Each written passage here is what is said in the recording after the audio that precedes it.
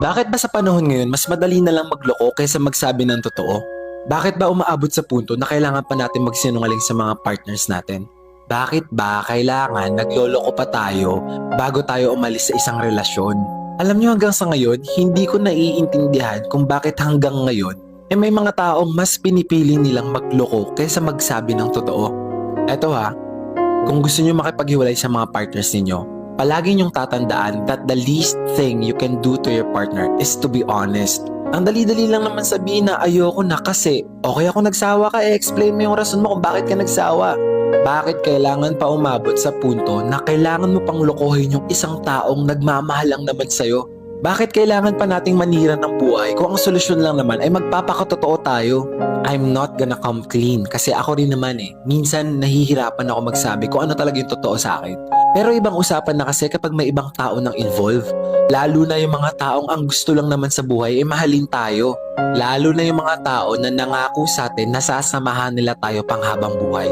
Alam niyo yung isang dahilan kung bakit feeling ko nahihirapan yung mga tao na magsabi ng totoo dun sa taong nagmamahal sa kanila?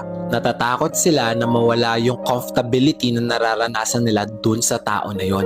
Natatakot sila na kapag nag-fail yung plano nila, wala na silang babalikan.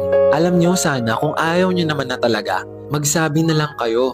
Huwag na kayo manggamit ng tao para sa sarili nyong kapakanan. Huwag nyo nang ipilit yung relasyon kung hindi nyo naman na kayang isustain. At hayaan ninyo na makalaya yung tao na ang intensyon lang naman sa inyo ay mahalin kayo. Yun na siguro yung pinakamasamang bagay na gagawin mo dito sa mundo.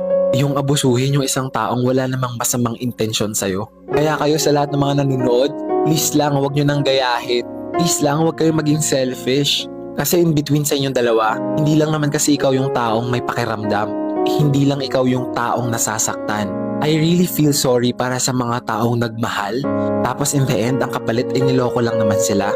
You should always remember na hindi lang yan ang taong may kayang magmahal sa'yo. Kaya huwag ka magtiis. Hayaan mo at pakawalan mo yung mga taong sisira lang naman ng pagkatao mo. Sisira ng tiwala mo, sisira ng peace of mind mo, at sisira ng paniniwala mo sa pagmamahal. At sana huwag kayong mapagod magmahal ulit.